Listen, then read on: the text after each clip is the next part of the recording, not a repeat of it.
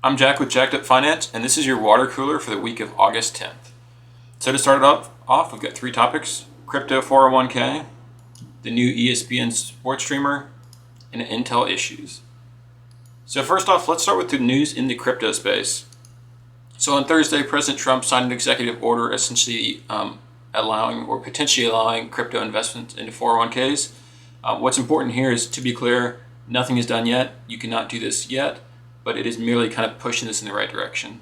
So essentially what the executive order did specifically was it set the minimum standards for these retirement plans.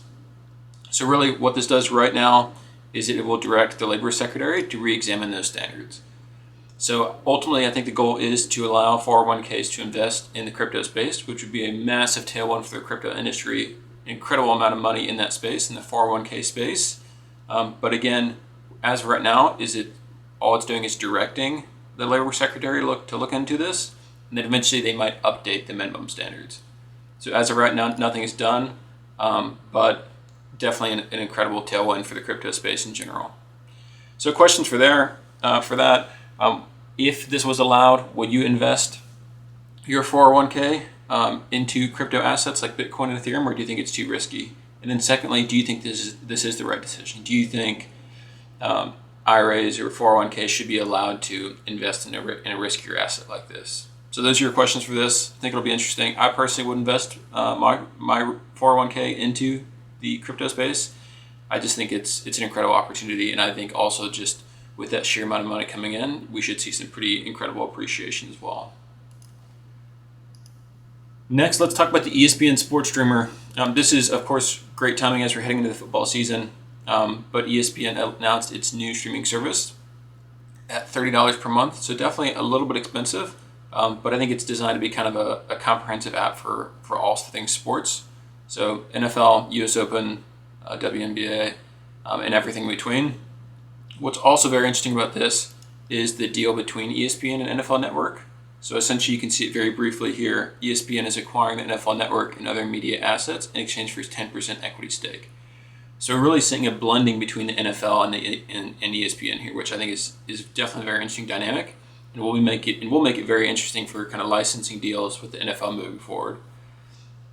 So as far as questions here, would you use this app? Do you think this is a good price for this app? I'm a big sports guy. That's what I like to watch, generally speaking. I think it gives me a good reprieve from everything else. So would you use this sports app, or do you think it's too expensive? And then secondly, what do you think about kind of this vertical integration we're seeing between ESPN and NFL Network? Do you think this is potentially anti-competitive? Or do you think this is just the NFL and ESPN kind of strengthening their relationship? So that's kind of it for this one. Again, this one's kind of two parts really. New ESPN app or streamer, and then also the ESPN NFL deal. Now lastly, let's talk about Intel. So this happened very recently. President Trump calling on Intel and their CEO, Lip-Bun Tan, to resign. Essentially what we see here is we see the CEO being apparently highly conflicted due to his ties to Chinese firms and his other investments kind of in the Chinese semiconductor space. We've also kind of seen Intel, with him being the CEO, kind of pull away from some investments, I think specifically in Ohio. And they've kind of pulled away from that seemingly, and it looks like they're trying to strengthen their factories kind of in Asia. So I don't know if that was part of the factor as well. It kind of mentions it briefly here. Last year they secured $8 billion in subsidies, but it looks like that really hasn't been kind of implemented, or not much has been done on the production side since then. But point is, Trump's asking for him to resign due to his ties to China. So questions here. Do you think this is a Chicken Little syndrome of Trump just kind of saying the sky's falling when in fact nothing is really happening in relation to the CEO's ties to China?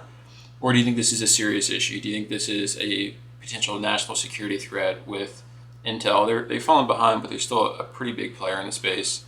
And do you think this is a national security threat in regards to him potentially siphoning or pushing valuable assets to China? So that's your roundup for this week. Crypto 401k, definitely a great tailwind for the industry. The new ESPN streamer, as well as the ESPN NFL deal, and potential Intel issues in regards to their CEO and his relationship with China. Hope this was helpful. Hope you have some good, quick questions for this week. Hope you have a great week, and I'll see you next time.